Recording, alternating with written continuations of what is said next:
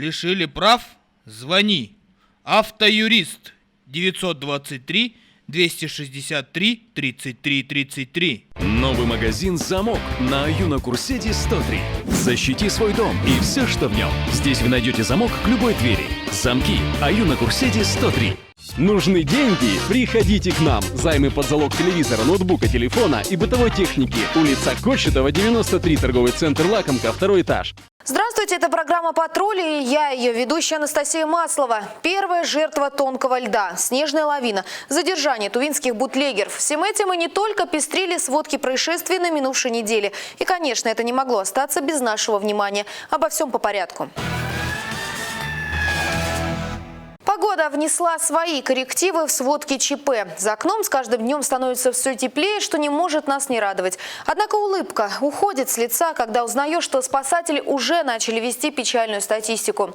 Так, 14 марта трагическое известие пришло из поселка Кахем. В районе дачного общества «Серебрянка» 7-летняя девочка упала в незамерзающий зимой приток реки Малый Енисей в местечке Карасук. По предварительным данным, она вместе со своим 6-летним братом без сопровождения взрослых играла на берегу реки и, оступившись, упала в воду. В результате девочка погибла от переохлаждения. Младший брат не пострадал. По предварительным данным, получается, дети без присмотра вышли, без присмотра родителей играли. Девочка провалилась в открытый участок с водой. Детишки сами пытались ее вытащить, не получилось. Побежали, позвали мать. Мать прибежала, тоже попробовала вытащить, не получалось. Она побежала за отцом. Пока отец вытащил ребенка, потом приехали медработники и полиция, но ребенок от переохлаждения умер. Теперь хочется, пользуясь случаем, призывать жителей близлежащих к берегу реки, районов, где они живут, повысить бдительность, следить, играют ли дети там на льду. На всякий случай просто возле дома, там, где дети играют, определить качество льда. Она определяется очень просто. Если лед голубого цвета, он очень прочный, белого цвета 2 раза меньше прочности, а матовый, железной, это вообще слабый лед получается. Особо опасные участки, где течет ручейки, то есть родники и стоковые воду. Подробности этого происшествия сейчас устанавливают и сотрудники регионального следственного комитета. В связи с гибелью ребенка проводится доследственная проверка. По ее результатам будет принято процессуальное решение. Спустя 2 дня появляется новость уже из Байтайгинского района Тувы. В месте Узук-Кыры сошла снежная лавина. Объем снега составил 180 кубических метров. Пострадавших среди людей нет. Сход лавины произошел вдали от населенных пунктов. Однако в эпицентре ЧП оказались животные, более 400 голов. Под снежной массой попал скот, который находился на выпасе в 8 километрах от Чабанской стоянки. Для оказания помощи чабанам привлекаются силы и средства от администрации района и МЧС России. Известно, что сумма ущерба составила более 2,5 миллионов рублей. Пострадавшей семье в результате природного ЧП оказывается всевозможная помощь.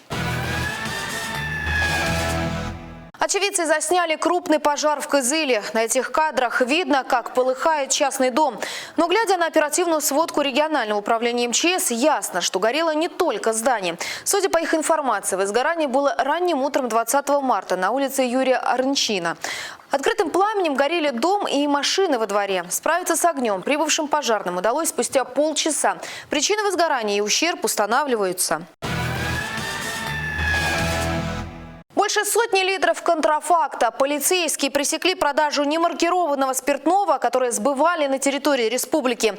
Подозреваемые задержаны – это 2 мужчин 44 и 30 лет. Подпольные предприниматели больше года сбывали контрафактную продукцию, качество которой вызвало сомнения у полицейских.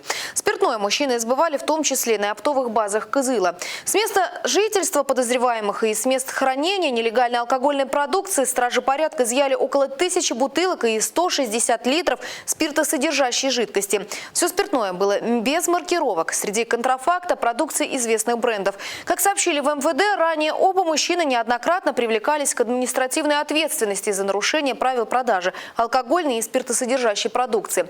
Теперь в отношении них возбуждено уголовное дело дело по статье «Приобретение, хранение в целях сбыта немаркированной алкогольной продукции в крупном размере группы лиц по предварительному сговору». Максимальное наказание за совершение данного преступления в соответствии с Уголовным кодексом может быть лишение свободы сроком до 6 лет.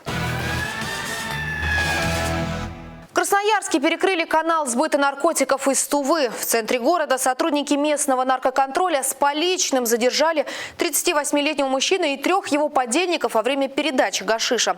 В личных автомобилях наркодилеров изъяли более 1 килограмма запрещенных веществ, приготовленных к дальнейшей реализации. Установлено, что злоумышленник обменивал наркотическое зелье на транспортные средства. В результате мужчина стал фигурантом уголовного дела за незаконное производство, сбыт или пересылку наркотических средств. Ему может грозить до 10 лет лишения свободы. Также устанавливается причастность задержанных лиц к совершению других преступлений на территории Красноярского края и за его пределами. В настоящее время организатор незаконного канала сбыта гашиша арестован. Громкая история из Ленинградской области, которая взорвала не только интернет, но вызвала общественный резонанс по всей стране. Об этом рассказывали федеральные телеканалы, писали информационное агентство. Не могли пропустить это и мы. А речь вот о чем. На одном из перекрестков города Приозерска 2 детей играли у обочины, стреляя из игрушечного автомата в проезжающие машины. Автомобилисты не обращали внимания на забавы детей. Только водитель Ниссана разозлило их поведение. Мужчина решил взять на себя функцию воспитателя. Он целенаправленно наехал на одного из мальчиков, после чего поставил его на колени. В таком положении водитель удерживал 9-летнего мальчика 15 минут, пока на место не приехал экипаж полиции. После медики обнаружили у ребенка сотрясение мозга и ушиб. В отношении автомобилиста же возбуждено уголовное дело. На одной из ярославских остановок местный житель спокойно ждал свой троллейбус, когда с ним произошло то, чего он никак не ожидал. Мужчина провалился сквозь землю, в буквальном смысле этого выражения. Довольно эффектное исчезновение попало на камеры видеонаблюдения. Из провала пострадавшего достали сотрудники полиции. Они передали его медикам, которые установили, что мужчина получил травму ноги. Согласно предварительной версии, причиной обрушения асфальта стала промоина. Форсаж по Новосибирске. На одной из магистралей водитель седана выехал на встречную полосу через разделительное ограждение и, пытаясь вернуться в свой ряд, проскользил днищем по бордюру. Что стало причиной такого странного маневра водителя, авторы публикации не уточняют, но делают предположение. Возможно, автолюбитель перепутал педали или уснул за рулем.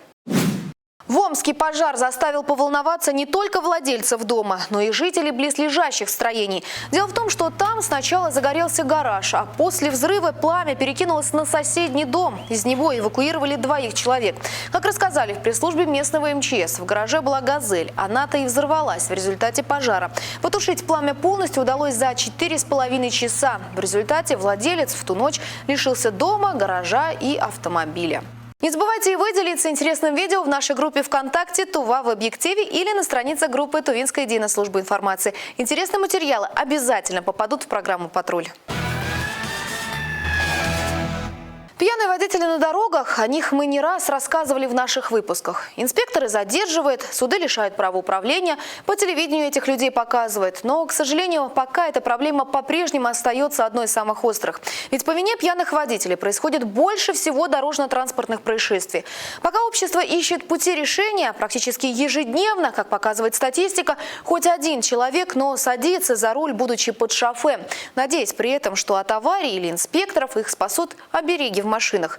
Мы решили узнать, что по этому поводу думают инспекторы, рядовые автомобилисты и представители буддийской веры. Евгений Макаров – опытный водитель. За 30 лет за рулем бывало всякое. Но самое страшное, по его словам, – аварии. Евгений, как и многие водители, считает, что если верить и быть внимательным на дорогах, обереги могут уберечь от всего плохого. У меня много аварий было с моим участием, но без моей вины. Обереги спасают, да. Это всего. И от ДТП, от гаишников. Вообще, это несчастные случаи. Однако, если сел за руль под шофе, никакая атрибутика не спасет, говорит Камбылама. Ответственность за свою жизнь и за жизнь других участников дорожного движения лежит лишь на самом водителе. Когда пьяный, нельзя сесть за рулем. Ну вот это. Но если вот это оберег, если повесим, ну вот потом, если они не слушают за рулем, если пьяный за рулем сядет, у них все равно, что у них ум не сосредоточен, они не внимательны. Ну, об этом у них тоже всякие дорожные происшествия попадают в аварию. Его слова подтверждает и статистика ГИБДД. Результаты еженедельных рейдов дорожных полицейских неутешительные. Более того, с начала года с участием любителей пьяной езды уже было совершено десяток дорожно-транспортных происшествий. За 2 месяца текущего года при осуществлении надзора за безопасностью дорожного движения инспекторами ГИБДД УМВД РФ по городу Кызылу было выявлено 283 водителя, управлявших транспортным средством в состоянии опьянения. Из них 18 водителей – женщины. По вине нетрезвых водителей произошло 4 дорожно-транспортных происшествия. Цифры говорят сами за себя. И чтобы эта статистика приблизилась к нулю, нужно взять за правило. Выпил – забудь о машине, воспользуйся такси или общественным транспортом. Ведь порой опрометчивый поступок может стоить жизни. И самое время узнать, сколько дорожно-транспортных происшествий с пострадавшими произошло на минувшей неделе. Сводка ГИБДД. Далее. С 14 по 20 марта в республике зарегистрировано 11 дорожно-транспортных происшествий, в результате которых пострадали 5 человек. За неделю инспекторы ДПС отстранили от управления 75 нетрезвых водителей, 34 в Кызыле и 41 в республике. Среди нетрезвых водителей оказалось 6 автолюбительниц. Закончить выпуск сегодня хочется интересными соревнованиями спасателей. Сотрудники МЧС соревновались в умении оперативно устранять последствия ДТП и оказывать помощь пострадавшим.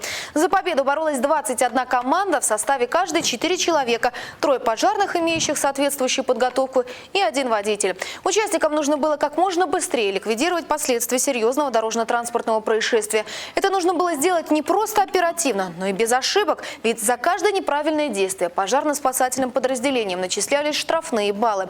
Еще одна задача для спасателей – оказать помощь пострадавшим. Сейчас будем поднимать, потерпи чуть-чуть.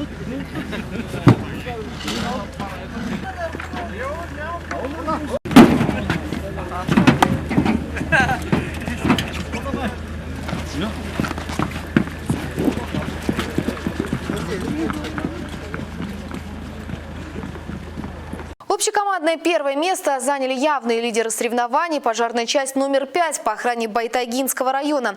Немного отстала от них команда части номер 1 по охране города Кызыла. И завершили тройку победителей пожарные из Улукхемского района. Ну что ж, теперь точно все. Пишите, звоните, присылайте интересные материалы. Контакты на ваших экранах. А этот выпуск вы можете найти на нашем YouTube-канале Тувинская единая служба информации. До встречи!